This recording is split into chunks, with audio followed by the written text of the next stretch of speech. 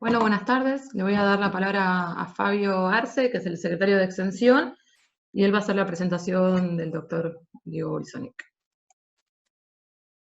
Hola, buenas tardes a todos. Bienvenidos a esta actividad de la Facultad de Derecho, específicamente desde el área de extensión universitaria de la Universidad Nacional de Lomas de Zamora. Para nosotros es un orgullo que ustedes estén en este encuentro.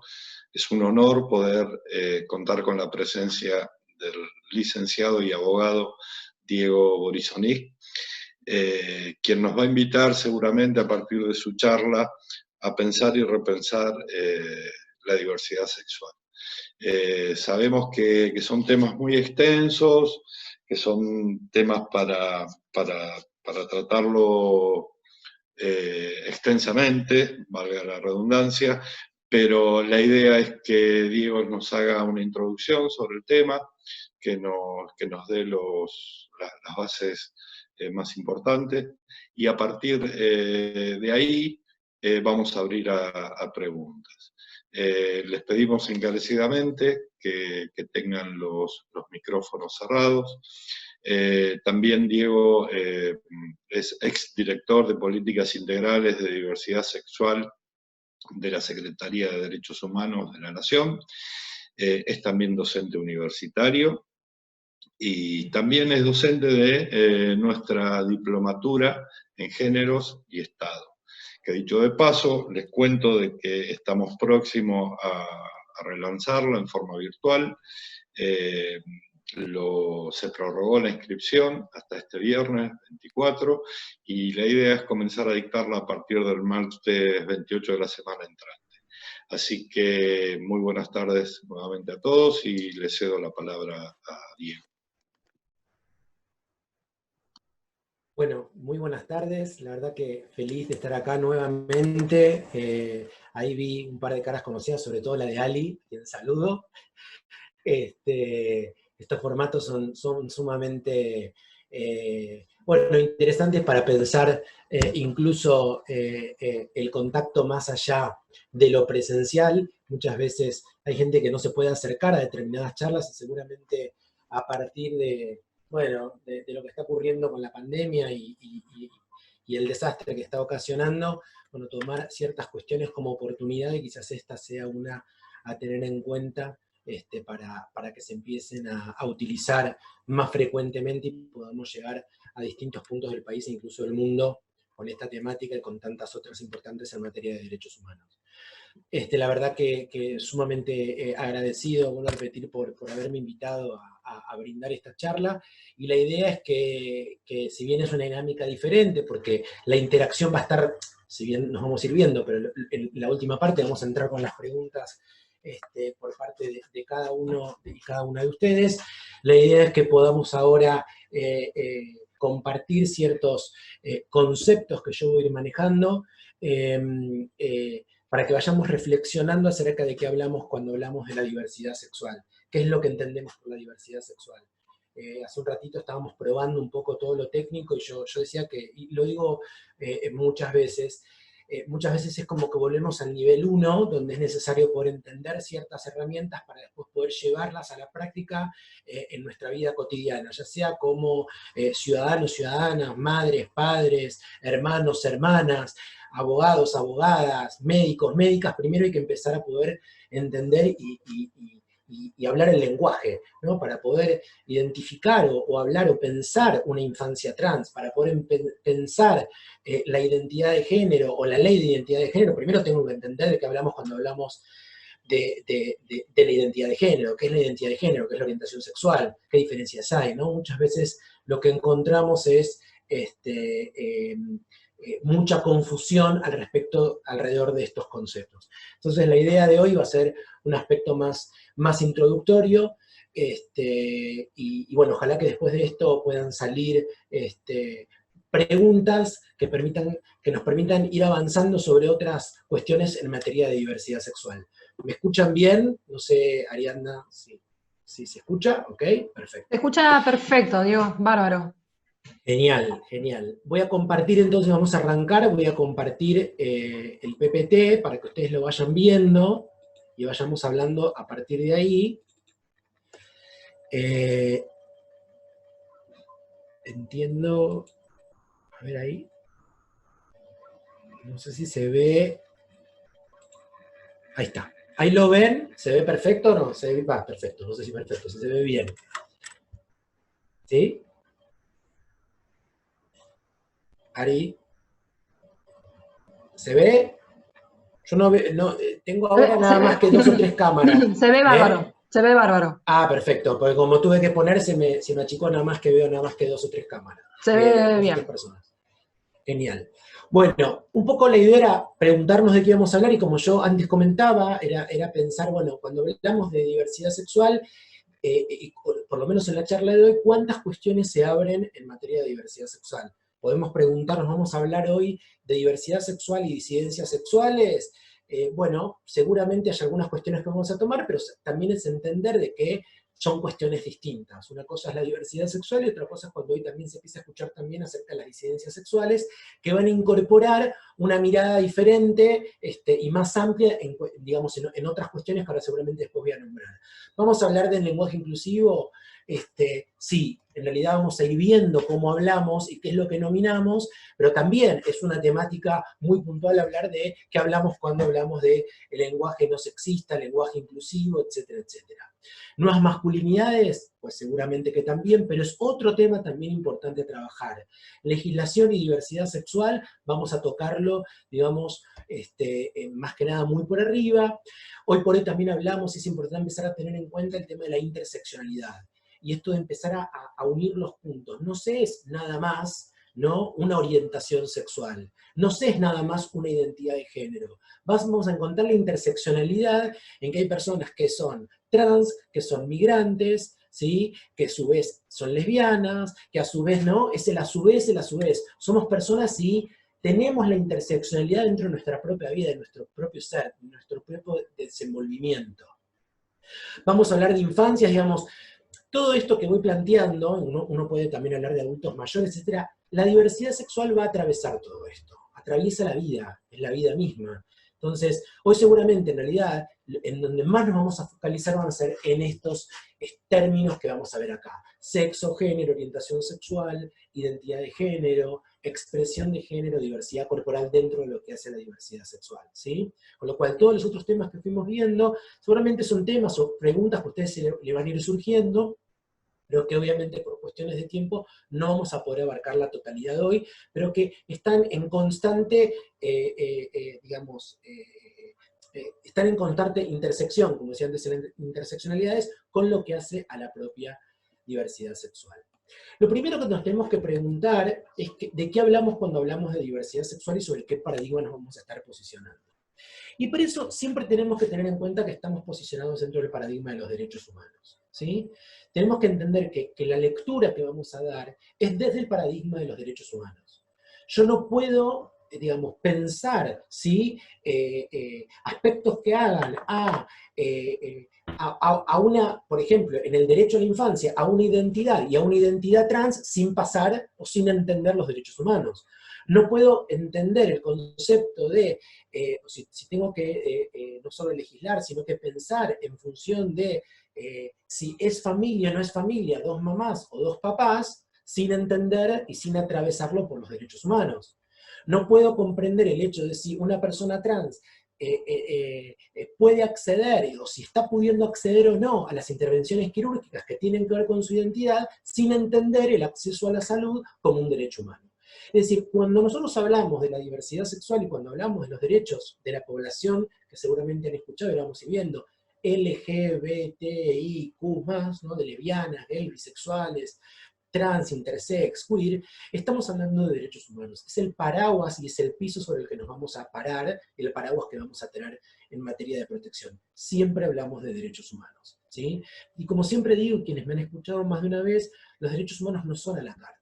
No es que nosotros vamos decidiendo qué derechos humanos damos, ni tampoco los da otro ser humano, no los da el Estado, no los da un gobierno. Los derechos humanos no son propios por el solo hecho de ser humanos.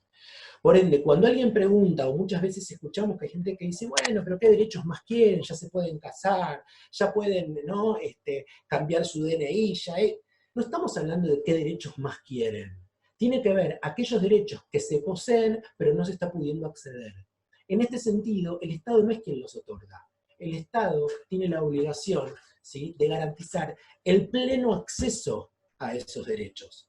Y estamos hablando de derechos humanos, estamos hablando de familia, de salud, de educación, de identidad, de trabajo, de integridad. Son derechos humanos, no son nuevos derechos, ¿no? Como hay gente que también piensa, dice, bueno, pero entonces son nuevos derechos los que adquirieron. No, no, a lo sumo es una población que pudo acceder novedosamente, digamos, o nuevo, pudo acceder a ciertos derechos, pero que antes les estaban siendo negados, ¿sí? Yo creo que mirándolo desde esta mirada de los derechos humanos, es mucho más sencillo poder pensarlo.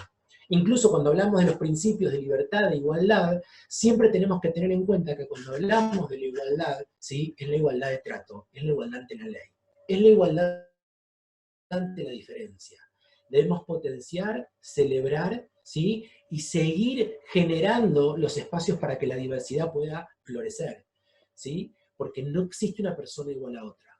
El principio de igualdad existe en tanto todas las personas somos diferentes. Por eso hablamos de igualdad ante la ley, igualdad de trato. ¿Por qué? Porque por definición no hay una persona igual a otra, porque todas las personas somos diferentes, ¿sí? Dicho esto, nosotros tenemos que tener en cuenta que existe, digamos, históricamente, hoy podemos hablar de, seguramente en qué paradigma, si yo les pregunto, en qué paradigma han sido educados, han sido educadas, seguramente ustedes van a plantear, o vamos a ver que el paradigma en el que históricamente nos han educado, es el paradigma heterosis normativo que seguramente alguna vez hayan escuchado. Y hablamos de que este es un paradigma binario, en donde conceptualiza solo dos posibilidades, ahora vamos a ver, de varón-mujer, digamos, varón o mujer.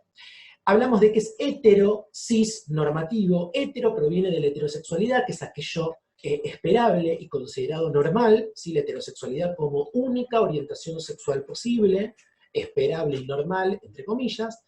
Y decimos cis, ¿sí?, que quizás hay gente que no lo ha escuchado, pero hablamos de las identidades cis, y que también es cis normativo. ¿Por qué? Porque ese paradigma binario, donde la heterosexualidad ha sido la norma, también es machista, patriarcal, etcétera, etcétera, etcétera, ha considerado como posible un solo tipo de identidad, que son las identidades cis, es decir, aquellas que no son trans.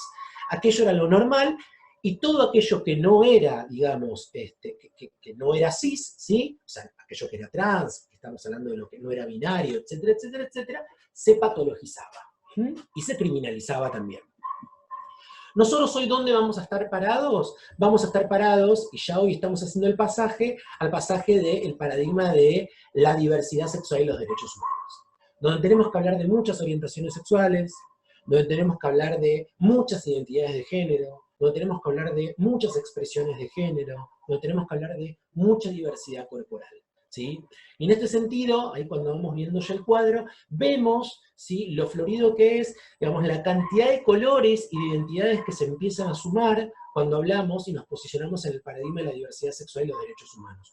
Cuán cerrado es un paradigma y cuán abierto, ¿sí?, es el otro paradigma que empieza a abrirse a todas las identidades, donde todas las identidades son posibles. Este paradigma, y el último, este paradigma de la diversidad sexual y los derechos humanos, digamos, todo lo que hace a nuestro plexo normativo, y estas son parte de las resoluciones y leyes que tenemos en nuestro país, son leyes y resoluciones que están, ¿sí?, colocadas y fueron pensadas desde ese paradigma. La creación del Programa Nacional de Salud Sexual y Procreación Responsable, la Ley de Educación Sexual Integral, la modificación en su momento de la Ley de Educación Nacional, la Ley de Servicio de Comunicación Audiovisual, que tiene una perspectiva de diversidad sexual, y así van a seguir viendo, ¿no?, muchísimas leyes, y obviamente las más importantes en lo que tiene que ver con el acceso a derechos tuvieron que ver las que resonaron y obviamente dieron un pleno, o por lo menos empezar con el pleno acceso a los derechos de la población LGBTIQ, tuvo que ver con la ley de matrimonio igualitario y con la ley de identidad de género, ¿no? Una ley de matrimonio igualitario que no es que lo que hizo fue habilitar a que las personas homosexuales se casen, lo que hizo fue habilitar a que cualquier persona se pueda casar. porque hay personas bisexuales, ¿sí?, que no son homosexuales, que también se pueden casar. Lo que hizo fue habilitar a que las personas se puedan casar más allá de su género, ¿sí? Y en este sentido también es importante tenerlo en cuenta, como también la ley de identidad de género, que lo que hizo es venir a despatologizar, lo que hizo es a despatologizar a la población trans, ¿no?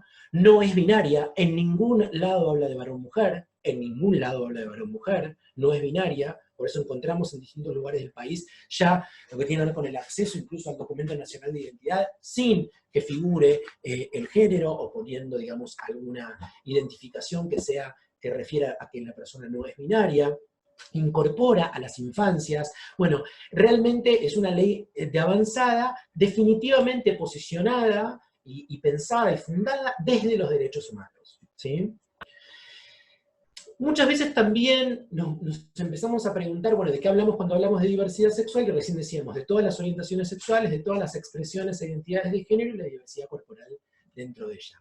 Pero lo cierto es que empezamos a escuchar la diversidad sexual a partir de cierta visibilidad de digamos, de parte de la población, ¿no? A partir de que la población LGBTIQ, estas siglas que vemos acá, que empiezan a conformarse en función como movimiento, que empiezan a reclamar el acceso a derecho, ¿sí? Lesbianas, gays, bisexuales, trans, intersex, queer, etcétera, etcétera, empiezan a alzar la voz y decir, no estamos teniendo derechos, no estamos pudiendo acceder. Entonces pareciera que ahí es como que se abrió y se empezó a pensar en que, bueno, había una sexualidad diversa, ¿no? Y en ese sentido se hablaba de la diversidad sexual y solamente se apuntaba a que la diversidad sexual era esa parte de la población. Lo cierto es que cuando hablamos de la diversidad sexual estamos hablando de todas, ¿sí? De todas las orientaciones sexuales, la heterosexualidad está dentro de ella. Pero cuando hablamos de las políticas en materia de diversidad sexual o políticas en materia hacia la población LGBTIQ, estamos hablando de ciertas personas. Y la H ahí no ingresa. ¿Y por qué no ingresa? Hay gente que dice, ¿pero por qué no? ¿Por qué no ingresa? ¿Por qué no debiera estar en esta sigla también la H? Porque todas las personas debiéramos estar en pie de igualdad, etc. Porque la H no requiere más derechos de los que tiene. La H, digo, la gran H, las personas heterosexuales, ¿no?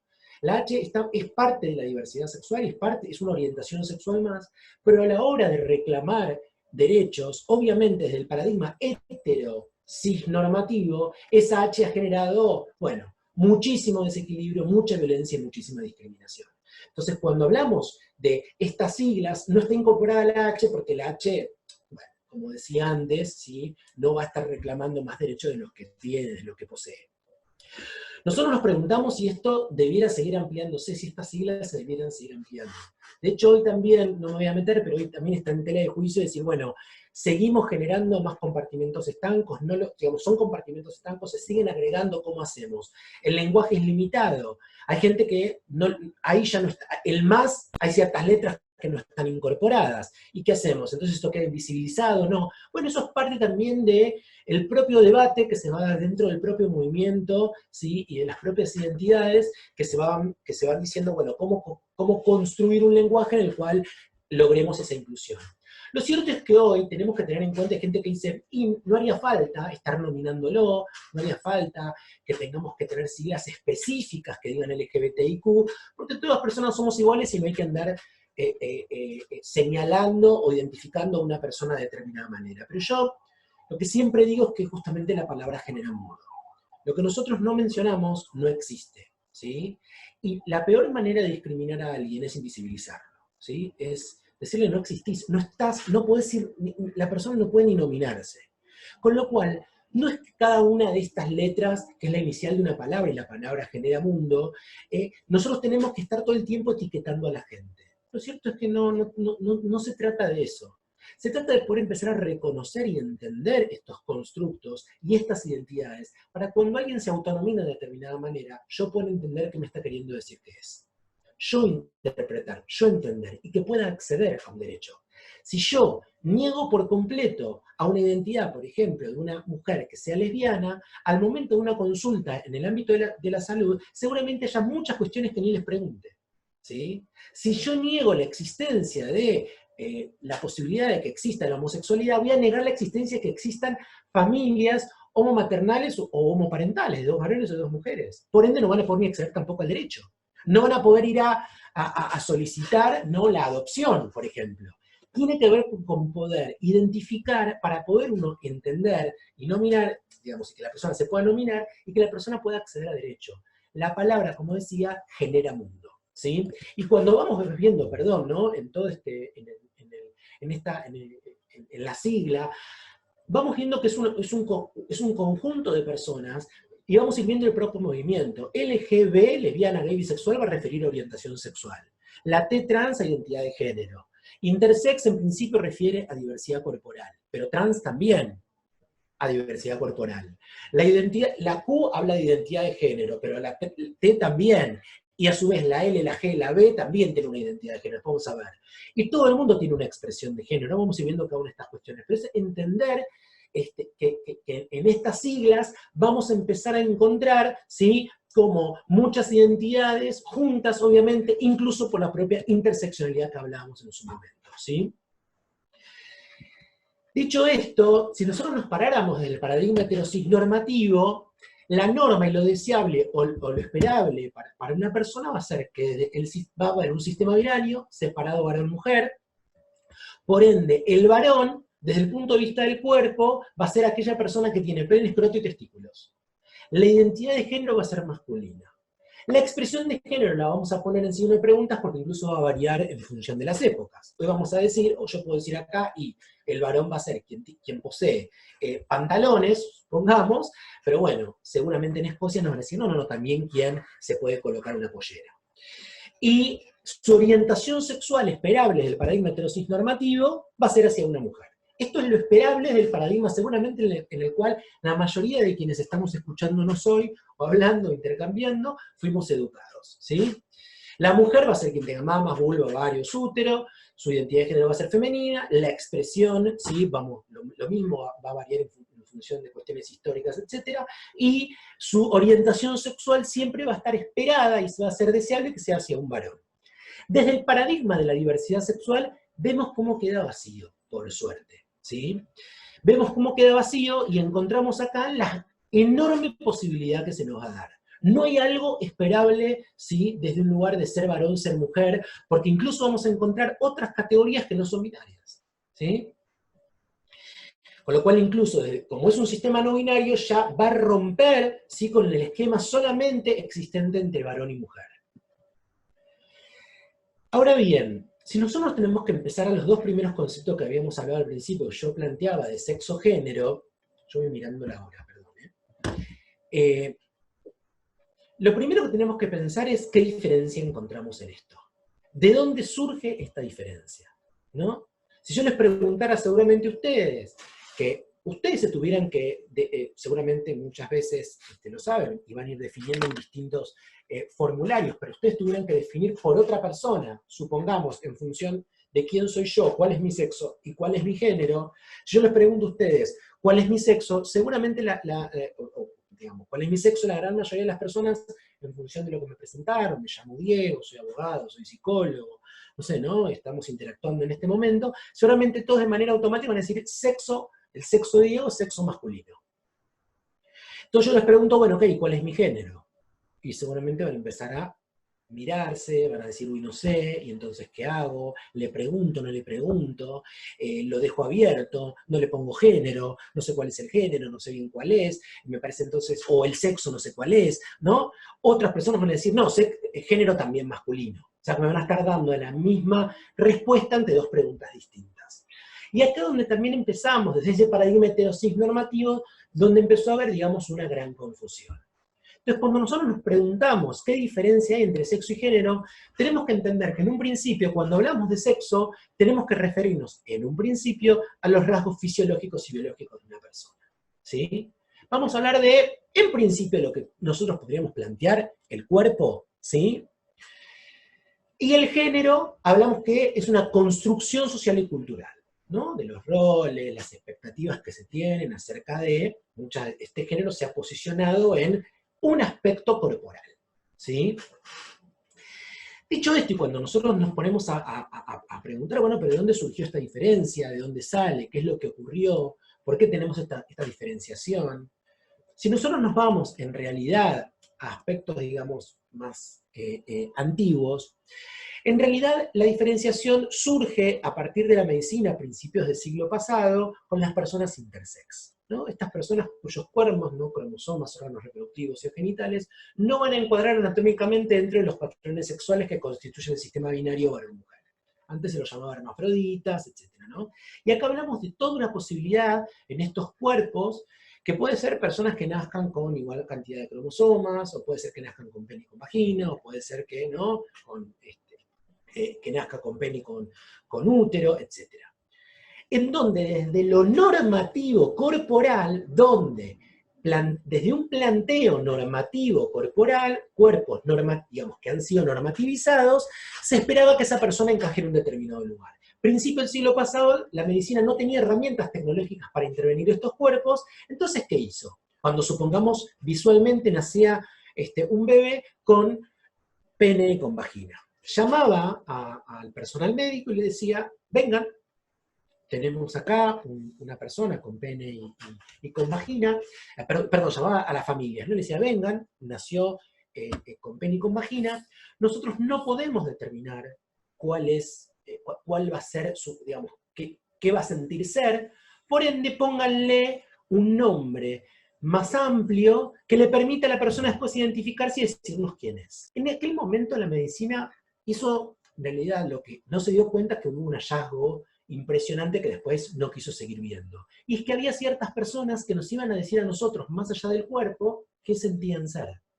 Una persona que nacía con pene y con vagina iba a crecer y nos iba a decir, yo me siento varón o me siento mujer. Pero una persona que nacía con pene, eso no me lo podía decir, sí o sí iba a ser varón, y una persona que nacía con vagina no me lo podía tampoco decir, sí o sí iba a ser mujer.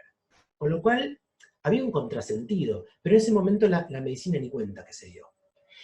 La medicina había llamado esto de que la persona nos diga quién siente ser, lo llamó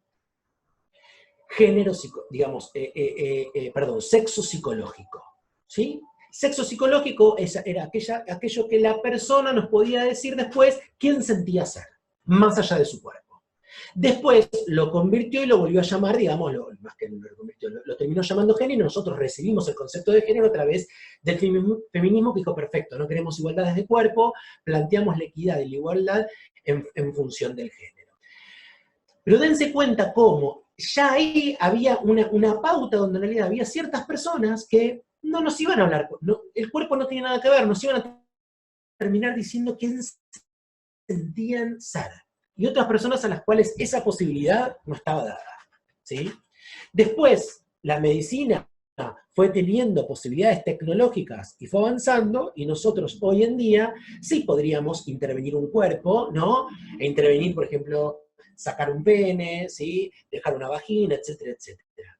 Lo cierto es que está prohibido, ¿sí? Por la Convención de los Derechos del Niño, por la Ley de Identidad de Género, por el Código Civil y Comercial, por la Ley de Protección de los Derechos de Niños, Niñas y Adolescentes. Estamos hablando de que uno no puede intervenir un cuerpo sobre alguien cuando la persona no está manifestándose. ¿Quién soy yo, no intersex, para decir que una persona no va a ser feliz con pene y con vagina? O para intervenirle la vagina, y el día de mañana quería tener vagina y yo le dejé el pene, o al revés, le intervengo y le quito el pene y al final quería tener pene y quería intervenirse el día de mañana y dejarse el pene. ¿Quién soy yo para decidir sobre ese cuerpo? Así como no puedo decidir que una persona, sacarle la nariz y decir, miren, para mí sería mejor que la persona no tenga una nariz, tampoco puedo intervenir sobre un cuerpo en materia de genitalidad, siempre y cuando no estemos hablando de que corre riesgo la vida de la persona. Si corre riesgo la vida, obviamente que se interviene. Pero dicho esto, ¿no? Empezamos a ver de dónde proviene el concepto de sexo y género. De aquel momento en donde de sexo biológico se pasó a sexo psicológico, y el sexo psicológico después se trabajó como género. Si yo vuelvo a esto, ¿sí? y empezamos a mirar estas cuestiones, yo me pregunto, entonces, si ustedes tuvieran que definir respecto de mi persona, ¿sí? ¿Cuál es mi sexo y cuál es mi género? Y vuelvo a preguntar, entonces, ¿cuál es mi sexo? Mucha gente diría así, sexo masculino, ¿no? Seguirían repitiendo sexo masculino. Pero lo cierto es que ustedes mi genitalidad no la conocen. Entonces, de sexo ustedes no podrían estar hablando del sexo respecto a mí. Ustedes lo que conocen de mí es mi género. Es cómo yo me he manifestado y me he presentado. Cómo me he planteado quién soy. Diego, ¿sí? Soy abogado, psicólogo, Si les estoy hablando de mí en masculino es porque les estoy diciendo y estoy hablando desde mi género, ¿sí? En este sentido, cuando nosotros miramos esto, y solo para mostrar un ejemplo, que yo siempre pongo estos ejemplos porque son bastante gráficos. Si yo les preguntara a ustedes, ¿sí? ¿Se puede ser madre, digamos, una persona puede ser madre o padre si es que no puede, digamos, tener hijos biológicamente? La respuesta es sí. ¿Se puede ser escritora o escritor más allá de ser una persona que no se tiene manos o que no se ve? La respuesta es sí. Es decir, que nuestro cuerpo no determina nuestros roles. Por ende, yo, si nací con vagina, puedo sentirme y ser varón, y si nací con pene, puedo sentirme y ser mujer. Mi cuerpo no determina mis roles, no determina quién soy. ¿Sí? En función de esto, cuando nosotros vamos viendo, la pregunta es, o nos seguimos preguntando, ¿sexo? Bueno, ¿solo biológico? Eso es una pregunta, obviamente, porque hoy también hablamos que el sexo se asigna. De hecho, hay una interpretación sociocultural histórica de los cuerpos, y se han dividido, ¿sí?, en penes y vaginas, pero nos podrían haber dividido en personas con rulos y personas de pelo lacio, o en personas con narices largas y personas con narices cortas, y que lo reproductivo vaya por otro lado. Digamos, hay una interpretación que no me voy a meter ahora, sociocultural, y vamos a volver a que en principio hablaremos de qué es lo biológico, pero lo cierto es que hay una interpretación cultural histórica, ¿sí? Y a la diversidad corporal que recién mostramos, por ejemplo, las personas intersex, ha quedado, digamos, clasificada solo de manera binaria, ¿sí? Y cualquier otro tipo de variedad queda eliminada, ¿sí? Y ahí se generan cuerpos normativos. Son cuerpos determinados que ahí es donde se debe encajar. El género, sí, como hablamos antes, van a ser esas normas que se van a definir en momentos históricos, culturales, etcétera, etcétera, y que se van a definir por masculino o femenino. ¿Qué es propio del varón y qué es propio de la mujer? Y tenemos que tener en cuenta que todo esto que nosotros pensamos en cuanto a qué es propio del varón y qué es propio de la mujer, y los cuerpos normativos, todo lo que nosotros aprendemos en función de estereotipos, que fuimos aprendiendo en nuestras casas y en nuestras escuelas, lo vamos a llevar a nuestros nuevos hogares e incluso a nuestros trabajos, ¿sí?, a la vida pública, etc. Lo vamos a estar llevando a todos lados. Vamos a estar reproduciendo o no un determinado paradigma, ¿sí? En principio, muchas veces, el que más se reproduce, que uno está trabajando para que deje de reproducirse, es el hetero-cis normativo, que es binario. Dicho esto, entonces, muchas veces, como decimos acá, seguimos vinculando la identidad del cuerpo, y nos tendríamos que preguntar si somos cuerpo o tenemos un cuerpo, pero bueno, son cuestiones a preguntarnos desde lo filosófico. Tenemos que entender al género como un conjunto de valores, de comportamiento, de roles. Tenemos, como decía yo antes, que entender que se aprende, ¿sí? Se naturaliza, entre comillas, y se va a reproducir, ¿sí? Y se va a biologizar. Se va a pensar que tener pene va a implicar después ciertas maneras, ¿sí?, de manejarnos. No llorar, ser fuerte, ser proveedor, ¿sí? Una determinada masculinidad. Tener una vagina va a implicar otro tipo de cuestiones. Ser sensible, ¿no? Ser madre, etcétera, etcétera, etcétera. Se va a biologizar, ¿sí? Al género también se lo va a biologizar. Y va a permitir esa construcción cultural y biologicista y de manera, digamos, natural que se le intenta dar, generar ciertas relaciones de desigualdad, ¿sí? Como yo antes mencionaba, entonces vimos recién la diferencia entre sexo y género. Entonces yo decía, ustedes que conocen de mí, ustedes conocen mi género. ¿Por qué? Porque yo di a conocer mi identidad de género. Hablé de que era Diego, hablé de que era abogado, que era psicólogo.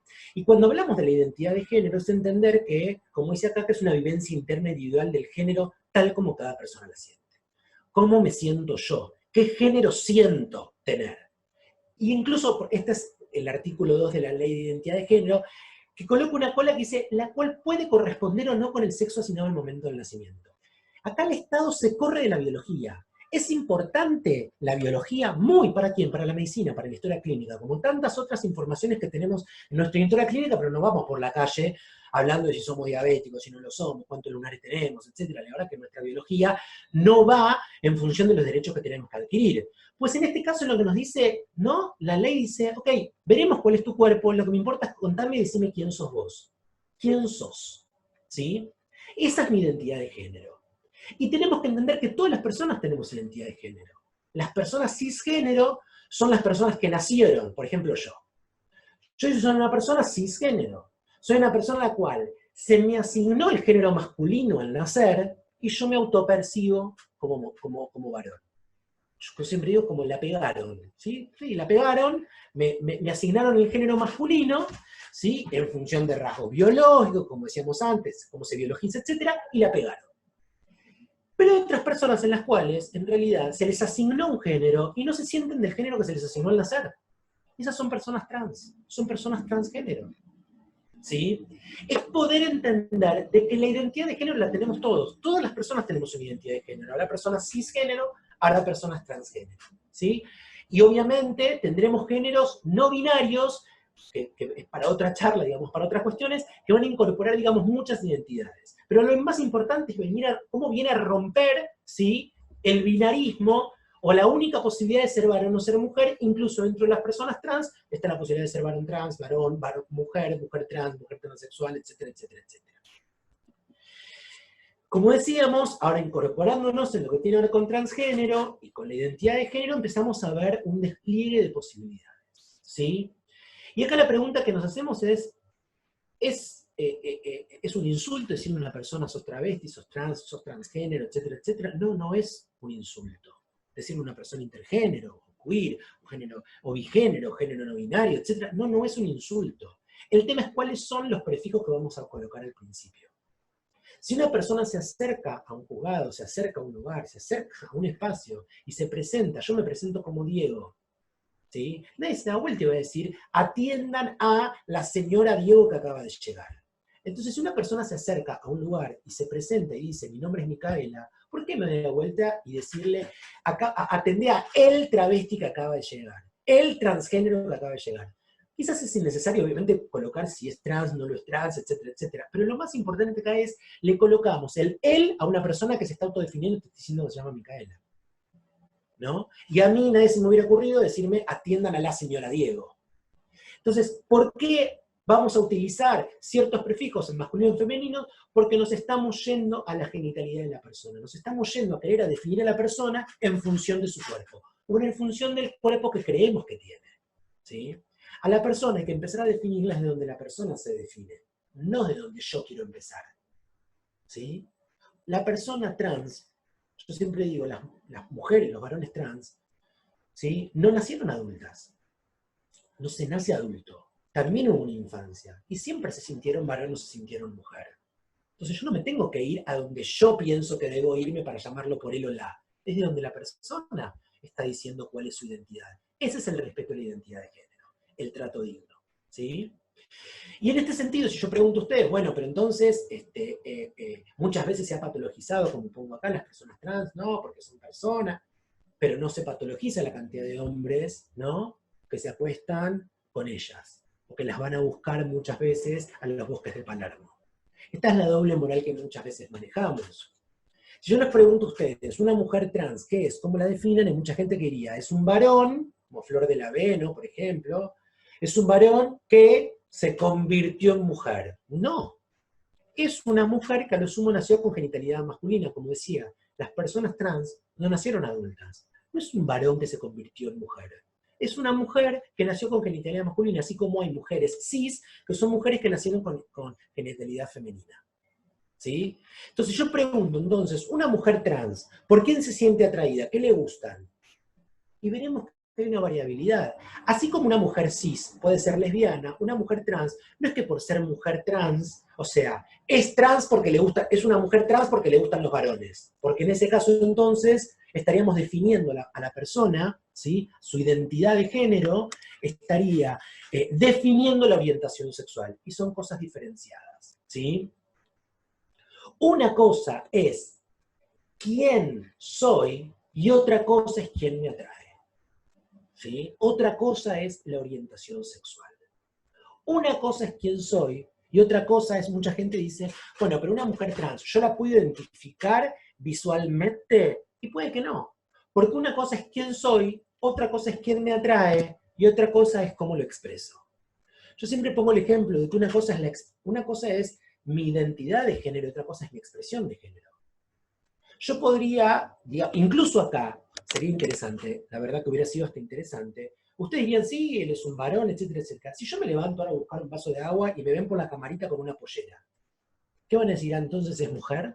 Yo podría ser un varón, ¿sí?, expresando mi género con una pollera.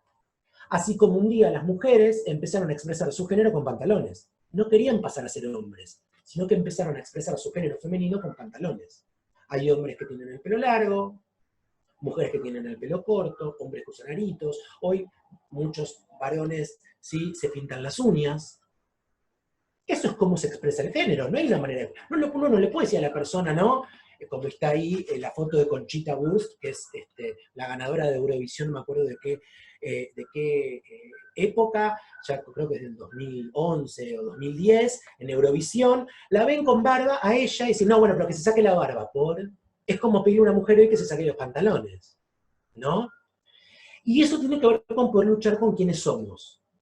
Yo podría decir que la persona que está abajo a la izquierda es varón, no es mujer. Yo qué sé, hay hombres que se depilan bastante, mujeres que tienen el pelo corto.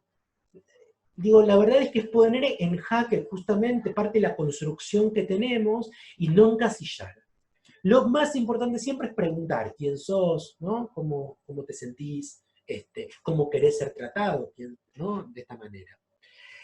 Volviendo a la orientación sexual, creo que estoy más o menos bien, ¿sí? Volviendo a la orientación sexual, creo que me parece interesante también poder pensar en la gran variedad que hay.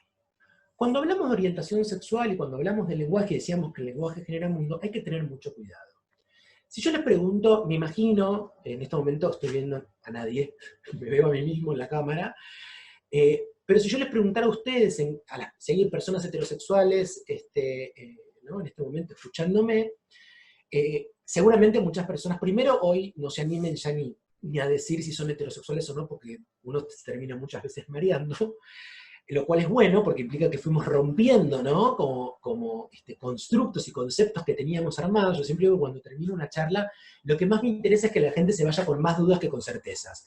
Eso implica que hemos roto, ¿sí?, toda esa construcción desde el paradigma heterosis-normativo y tenemos la posibilidad de volver a construirlos. Entonces, si yo les preguntara a ustedes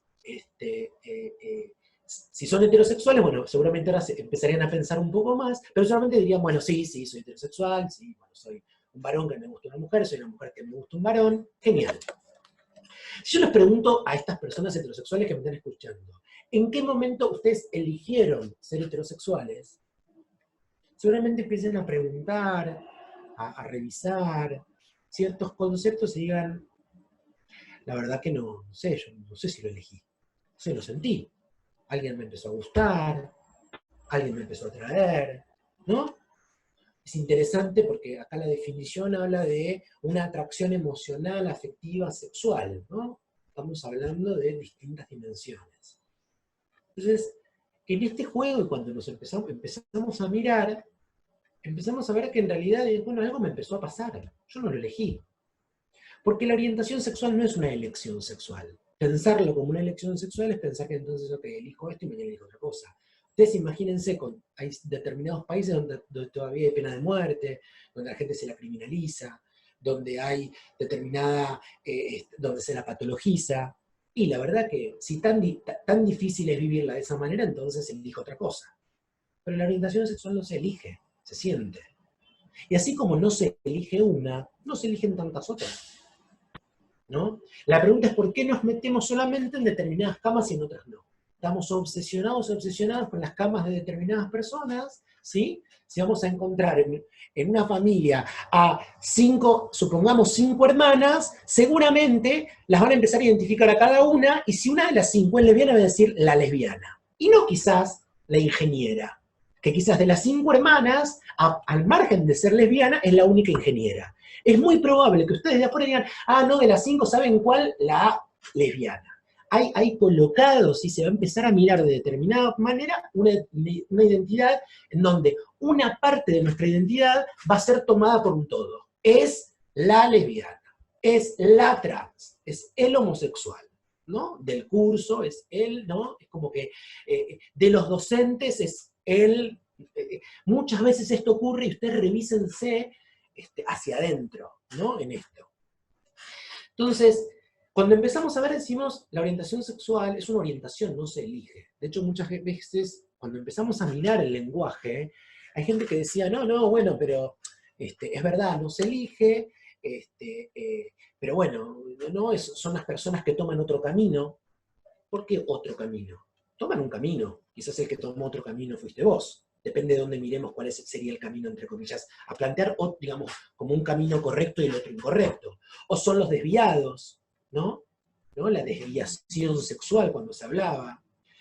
Y creo que o cuando se habla de una orientación sexual que no es la heterosexual, se habla de la inclinación sexual de alguien. Nadie va a decirle, fulano de tal tiene una inclinación sexual heterosexual. Porque la heterosexualidad no sería una inclinación. La inclinación tiene que ver con que alguien está inclinado, es que va por un camino, digamos, inclinado, defectuoso. Pero yo no creo que ustedes vayan caminando por la calle y vean a la gente inclinada, no a toda la gente, a las personas homosexuales vean inclinadas caminando por la calle, pero de todas maneras se le dice y es una inclinación sexual que tiene. Estas son cuestiones, ¿sí?, desde el lenguaje que tenemos que tener presentes todo el tiempo en esa construcción que hacemos. En esa construcción de ese mundo que nosotros hacemos. Si uno sigue ahondando, es entender que cuando hablamos de orientación sexual, siempre hablamos entre pares y con consentimiento. Se ha intentado siempre denostar aquello que no era heterosexual, por decir que en realidad, bueno, entonces, si se le permitió el matrimonio a las personas del mismo género, entonces el día de mañana se lo vamos a permitir que se lleve a cabo con un perro, ¿no? La gente empieza a escuchar, ¿no? Empiezan a decir la necrofilia, la zoofilia, ¿no? La pedofilia. Esos no son orientaciones sexuales. Cuando hablamos de orientaciones sexuales, entre pares y con consentimiento. Un niño y una niña no consiente. Un animal, una persona muerta no consiente. Entonces, a veces en querer denostar, ¿sí?, ciertas identidades, se plantean y se trata de llevar todo, y la gente queda, no, bueno, no, claro, tienen razón. Entonces se coloca cuál es la norma, lo heterosexual, todo el resto no, está tan armado desde el punto de vista del consentimiento como una pareja, ¿sí?, o como una relación heterosexual. Son dos personas que acuerdan y que consienten, ¿sí?, y que se atraen, etcétera, etcétera. Es exactamente igual. Entonces, acá es cuando empezamos con los mitos. Decíamos, se elige, se contagia, ¿no? Si la orientación sexual se contagiara, en realidad, entonces tendríamos que pensarlo al revés. Existiendo una mayoría, entre comillas, heterosexual, hay gente que entonces tiene muy, pero muy bien las defensas y los glóbulos blancos. Porque las personas homosexuales entonces no se contagiaron de los heterosexuales. Habría que en realidad empezar a revisarlos y decir, wow, qué bueno, ¿no? Pues si se contagia, aparte, ¿no? Pero el concepto del contagio tiene que ver con algo muy colocado en la jerga, digamos, de lo patológico, pero no como si fuese que si hay muchas personas, si dejamos que haya personas homosexuales, van a contagiar al resto. Bueno, si se piensa que la orientación sexual se contagia, entonces tendríamos que pensar que la heterosexualidad se contagia. Y si es así, evidentemente hay gente que no se ha contagiado, con lo cual quizás es mucho más sana, ¿no? Se aprende o se enseña, como si la orientación sexual se enseñara, y si fuera así, tendríamos que pensar cómo puede ser que lo único que, habiéndonos enseñado a quienes estamos seguramente presentes hoy acá, lo único que se nos enseñaron, ¿sí?, es nenes con nenas. El cuento de Cenicienta, el cuento de las princesas, etc., era un príncipe que te venía a salvar. Eran cuentos completamente heterosexuales. El pato y la pata. Lo único que se enseñó es la heterosexualidad. Y aún así, entonces hay gente que entonces no aprendió, que se tendría que haber quedado en preescolar. ¿Sí? No se enseña ni se aprende una orientación sexual. Lo que sí se enseña y se aprende es a discriminar, a violentar a alguien. ¿Cómo? Invisibilizándolo, no hablando de ello. ¿Sí? Se habla muchas veces que en realidad es anormal porque no se es mayoría, y la mayoría es lo normal, lo que conduce la norma. Hay que tener cuidado. Entonces diríamos que si la mayoría de los adolescentes se alcoholiza, para ahí tenemos que ir como norma. O todos debiéramos apuntar a ser chinos o a ser pobres, porque son la mayoría. Y la verdad que no lo tomamos como norma. ¿Sí? Siempre las mayorías, hoy no se habla de minoría, porque siempre también es un concepto muy abstracto. ¿Qué es una minoría? ¿Dónde? ¿Dónde contabilizo yo a la minoría? Depende de donde me coloque. Yo puedo decir, mira, ante quien estamos acá, y yo soy una minoría porque tengo rulos. Usted, ahora no lo estoy viendo, y la mayoría tienen pelo lazo. Entonces yo sería una minoría. ¿Una minoría respecto de qué? ¿Respecto de quién? Bueno, seguramente no sé si tengo, pero acá, si no me van haciendo... No, me quedan 5 minutos y quiero terminar, pero este tema de producto del abuso, que no se puede ser madre y padre, ¿no? Si quieren después me lo pregunten y lo vemos un poco más, si alguna de estas cuestiones lo quieren ver. Esto de tal parece homosexual, tal parece, es como si existiera, ahí se confunde la expresión de género, ¿no? O enterarnos, fulano de tal es homosexual. No te puedo creer, no parecía, dice la gente. ¿No? Como si fuese, ¿dónde está ese parecer? ¿Qué es un parecer? O al revés, no, seguro que fulano de tal, por más que se haya casado con fulana, pero todos sabemos que es homosexual, mirá, ¿no te das cuenta? Esta cuestión de constantemente colocar en el parecer, ¿por qué? Porque se confunde orientación sexual con expresión de género, ¿no? Entonces yo tendría que decir que Charly García o que todos los artistas son homosexuales, pero no, al artista se le permite un poco más ciertos modismos en las expresiones de género. Bueno, a su vez, obviamente que por otro lado van las prácticas sexuales, pero como quiero dejar un poco de tiempo para las preguntas, y fue bastante rápido, no me puede, tengo acá mate, pero no puede ni tomar uno, ahora aprovecharé mientras tenga las preguntas. Tenemos que empezar a ver un poco esto, ¿no? Empezar a mirar cómo tenemos un cuerpo, ¿sí? Cuando yo me pregunto qué cuerpo, ¿no? Y hablaremos del cuerpo, en principio hablaremos entonces en esa corporeidad, hablaremos del sexo. Al preguntarnos, digamos, cuál es mi ser, cuál es, ¿no? Una identidad de género, es quién soy. Me pregunto con mi identidad de género, ¿quién soy? ¿Sí? Me siento varón, me siento mujer, no me siento varón ni mujer. Otra cosa es, o sea, una cosa es mi cuerpo, otra cosa es quién soy, otra cosa es qué siento por otro, ¿no? Quién me atrae, etcétera, etcétera. Entonces ahí nos vamos a la orientación sexual. Y otra cosa es cómo voy a expresar yo, ¿sí? Mi género. ¿Cómo lo voy a expresar? ¿De qué manera esto? Yo podría estar acá en este momento, bueno, con una pollera. Y bueno, será esa manera mía de expresar mi género. Entonces, poder encontrando esto, uno en este muñequito que lo saqué, la verdad que me pareció súper interesante en internet. En realidad me pareció interesante en este muñeco cómo se van armando, ¿no? Una cosa es quién soy, mi identidad de género, ¿no? ¿Qué es lo que mi cerebro, ¿no? Interpreta acerca de quién soy? Otra cosa es cómo lo voy a expresar.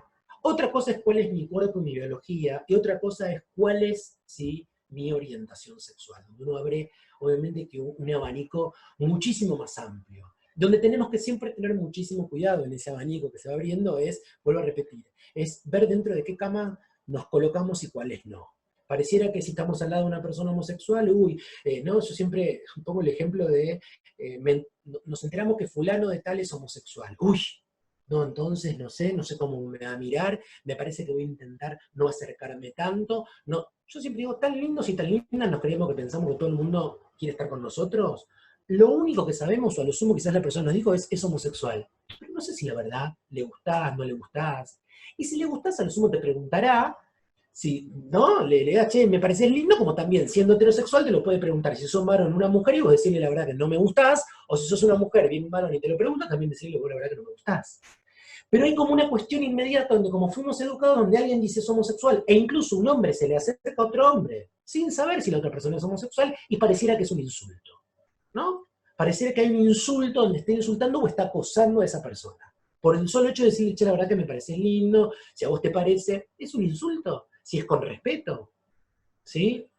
Entonces, seguramente va a haber muchas preguntas, y el tiempo es tirano, como dicen, y yo quería terminar un poco con esta frase, que fue dicha por Loana Berkis, una activista trans, que me parece que digamos, bueno, ella falleció en el año 2015, lamentablemente, una gran activista, ha escrito, pero me llevo esta frase de ella porque me parece que es el motor sobre el cual, y en tiempos en los que estamos, donde nos vemos la importancia del abrazo, la importancia de ese otro, de esa otra, la importancia de poder tener unión, de poder entendernos como seres, ¿no? Más allá, veamos esto, ¿no?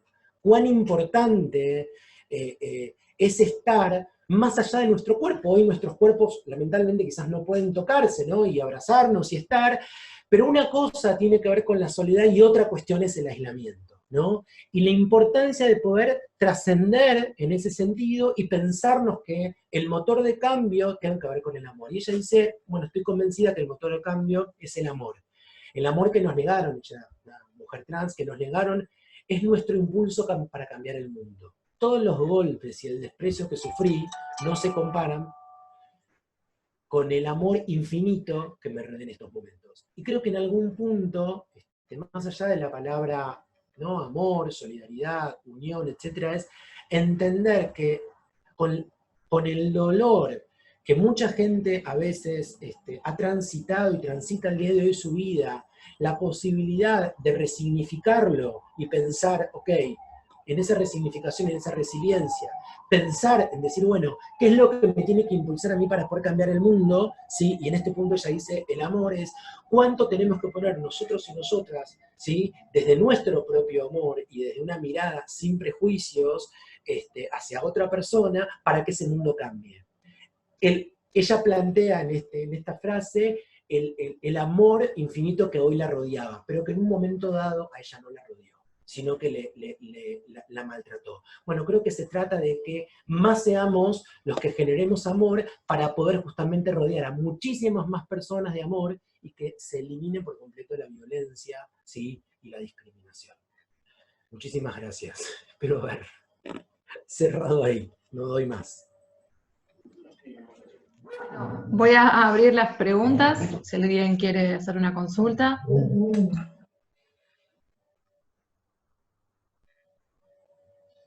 Acá tengo una pregunta de Erika Altamiranda que la mandó al chat. Dice, hola Diego, ¿qué tan relacionadas entre si crees que está la diversidad sexual y la violencia de género? No, perdóname, no te lo escuché. ¿Qué relación qué?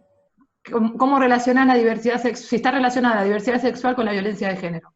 Entiendo que dice eso. Mirá, lo cierto es que siempre decimos que las temáticas de género y la diversidad sexual son como primas, ¿no? Que van bastante de la mano. Obviamente que la violencia de género va a tener, como concepto en sí mismo, va a haber una subordinación a partir de un paradigma digamos, patriarcal, machista, etcétera, que va a colocar a un varón, ¿sí?, por sobre la mujer, etcétera. Pero lo cierto es que ese paradigma que es machista, que es heterosexual, etcétera, también va a colocar por debajo a otras masculinidades, por ejemplo, las masculinidades trans, a las masculinidades de aquel varón que no es conforme o no es aquello esperado o esperable, al varón homosexual, etcétera. Es decir, va a subordinar y va a existir violencia también sobre aquella identidad o aquellas identidades que no son normativas, que no están dentro de la norma desde la heterosis normatividad. Con lo cual, obviamente que hay una relación, porque es el mismo patrón utilizado. Si uno logra romper con el patrón heterosis normativo, que es binario, que es machista, que es biologicista, etcétera, etcétera, también va a lograr que se elimine la violencia hacia las otras identidades que no están dentro de esa que es heterosexual, de ese primer cuadrito que yo les mostraba, que era lo esperable. Obviamente que hay una relación inmediata, ¿sí? Y donde muchas veces las propias relaciones entre la propia población LGBT, porque digo, el machismo no tiene solamente, muchas veces se puede replicar entre dos mujeres. De hecho, la ley de violencia contra las mujeres, etcétera, etcétera, habla de la mujer que padece, ¿sí? En este caso, se está hablando de la víctima, también la podría estar ejerciendo, ¿sí? La verdad que yo en su momento trabajando, hay todo un debate ahí colocado, pero ¿y si es ejercido por otra mujer? Desde el punto de vista de colocar, de que haya violencia simbólica, violencia económica, violencia doméstica, digamos, todo lo que implica, no podría ser tomada como violencia de género si hay un constructo armado y en esa relación de pareja hay una relación, ¿sí?, de poder marcada en función de la heteronorma y en función de la violencia de género. Bueno, yo creo que hay que repensar todavía muchas cosas y esto va a seguir explotando las cabezas, ¿no? Pero definitivamente hay una relación total, ¿no?, en este sentido. ¿Quién más? ¿Alguna más? Anímense, aprovechenlo. O algo que se me haya pasado, pues yo hablé muy rápido, pero Acá bueno, tengo si algunas otra feminas pregunta. que no mencioné. En el chat dice, hola Diego, Diego, ¿podrás hablar sobre el mito de la maternidad y paternidad? ¿Sobre la maternidad y paternidad? Sí, ¿Sobre qué? la maternidad y paternidad, sobre el mito de la maternidad y paternidad. Y bueno, en realidad muchas de las cuestiones que se plantean es también cuáles son la maternidad. ¿Existe una maternidad o muchas maternidades? Sobre el mito de incluso el instinto materno que tiene una mujer. ¿Cuál sería el instinto materno? Entonces, ese instinto materno diría que está asignado a lo biológico. Pero en lo biológico, entonces, si nos vamos a lo biológico, me tengo que ir al reino animal, y hay muchas madres que tienen los hijos y se fueron del reino animal. O no podríamos entender una madre que pueda llegar a abandonar por algún motivo a sus hijos. Digamos, ¿no? Digamos, en el sentido, porque ahí se toma también lo instintivo, se lo toma lo natural, ¿no? Si lo tomáramos desde un punto de vista natural, entonces solamente cabería la posibilidad biológica, y sabemos que existe la adopción. Y cuando hablamos de paternidades, hablamos o del concepto de poder pensar que solamente se podría dar la crianza o el concepto de familia cuando haya dos mamás o dos papás. Yo siempre digo que ahí es como que todo el mundo se convierte en Freud, ¿no? Todo el mundo es psicoanalista y te dice, no, pero obviamente tiene que haber un hombre y una mujer, porque si no están dadas las dos posibilidades, cómo va a estar conformada la personalidad de este niño, la función materna, la función paterna. Es que Freud hablaba de función materna, función paterna, y hoy la podemos incluso eliminar y llamar la función de la ley, la función del cuidado, la función de lo estricto, la función amorosa, la función... No, son funciones que él lo atribuyó en función de una época en la cual vivió.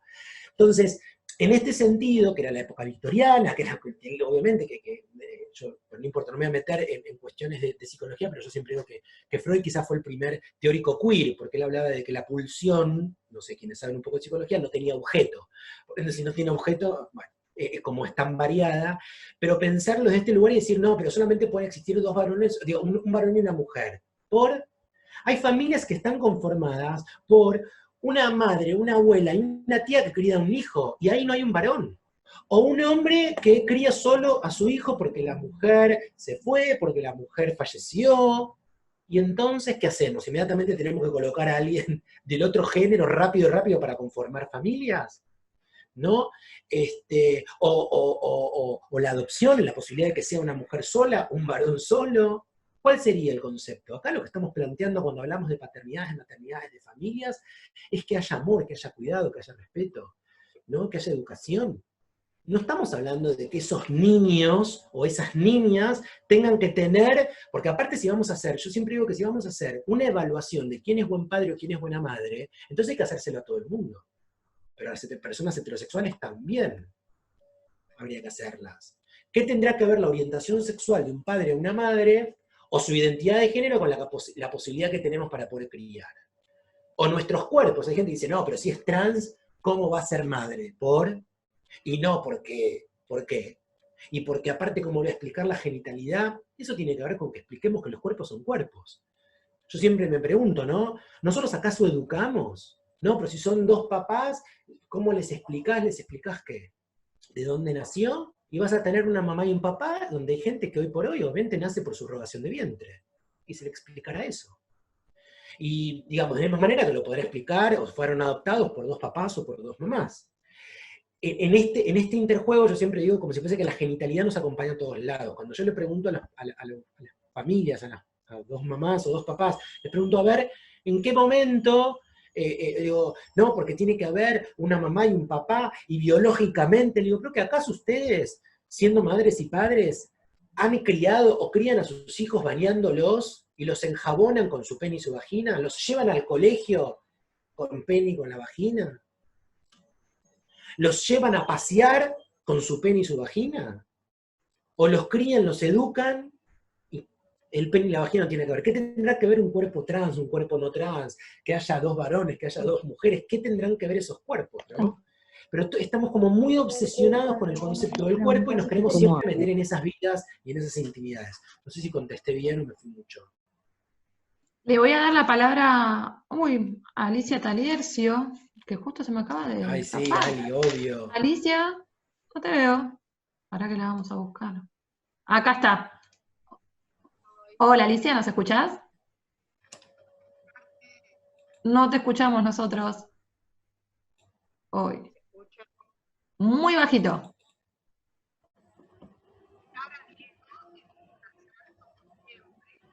Ay, no se Yo no escucha. escucho, ¿eh?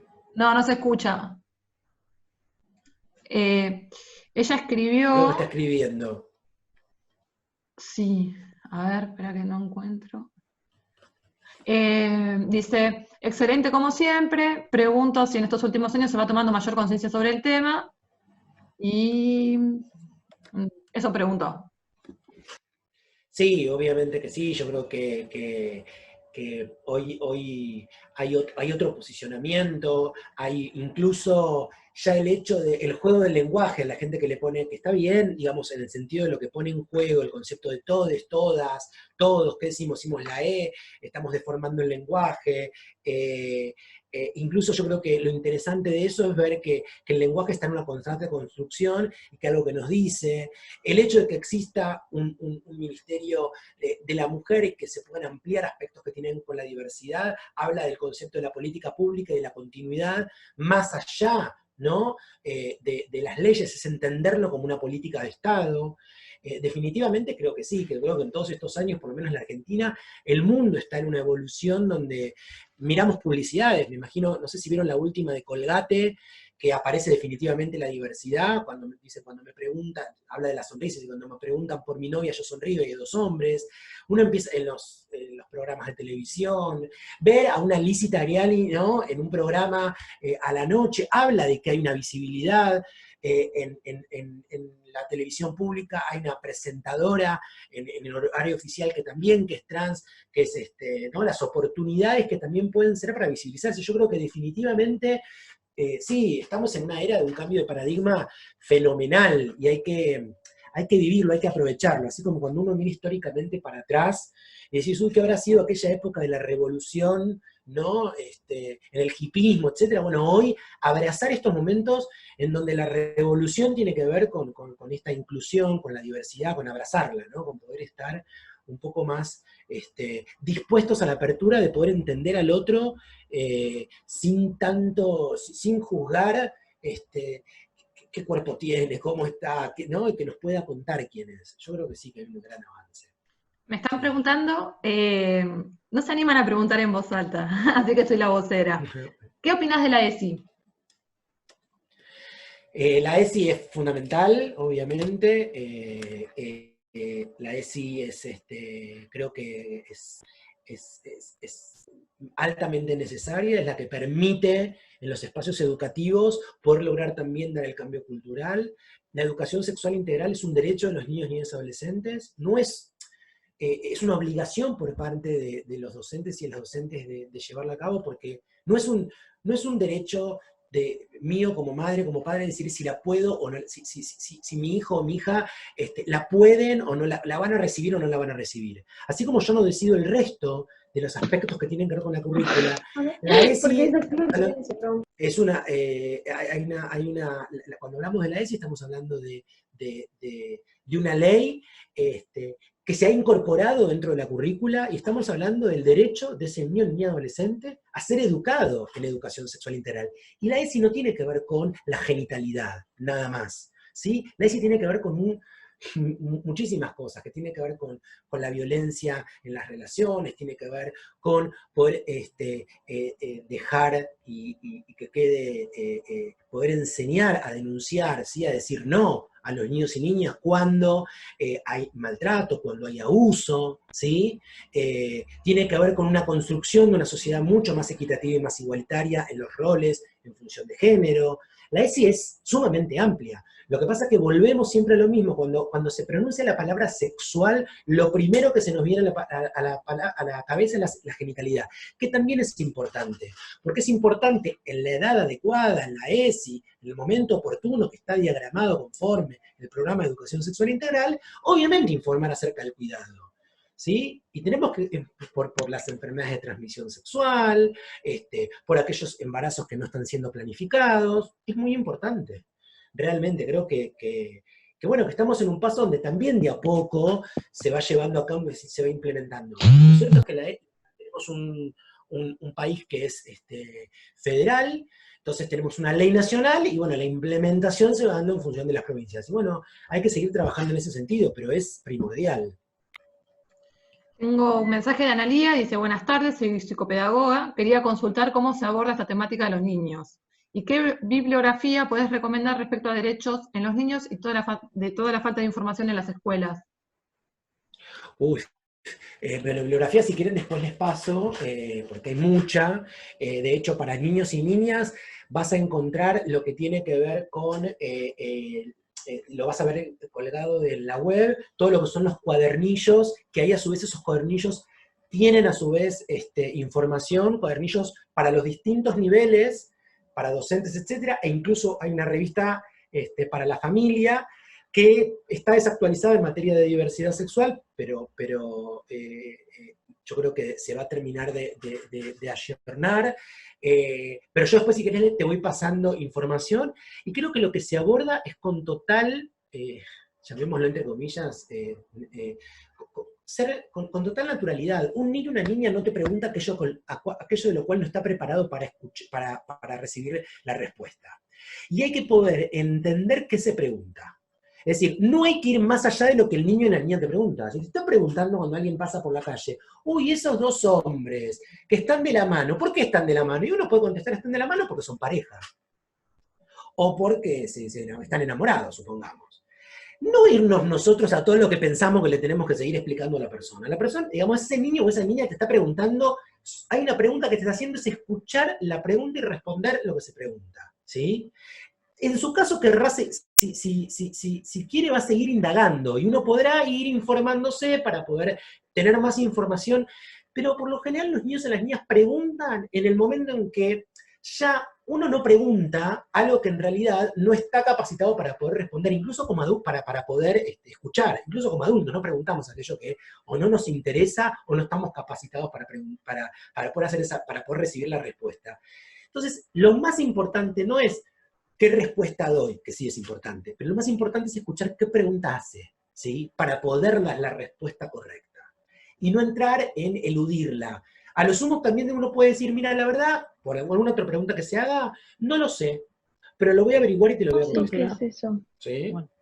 Pero hay que, nada, con naturalidad, es eso, no es que, creo que lo más importante es eso. Diego, te hago una consulta. ¿Podrás después enviarme los links de los cuadernillos? Porque hay personas que me están pidiendo. Sí. Entonces, después Sí. manden el mail a extensión, donde se anotaron, pidiendo los cuadernillos, y después nosotros se los enviamos de la secretaría. Diego, yo te... Igual si ponen por la web los cuadernillos de ESI del Ministerio de Educación, los van a encontrar, están todos ahí. Pero se los mando por link, pero estos son públicos. Y hay también guías que yo había armado, en su momento también. Yo después te paso los links, no hay ningún problema. Hay videos, hay cosas muy lindas. Bueno, le doy la palabra a Fabio Arce, porque ya te tenemos que despedir, porque sabemos que tenés que ir a seguir trabajando. Así que bueno, sí. Fabio, muchísimas gracias, Diego.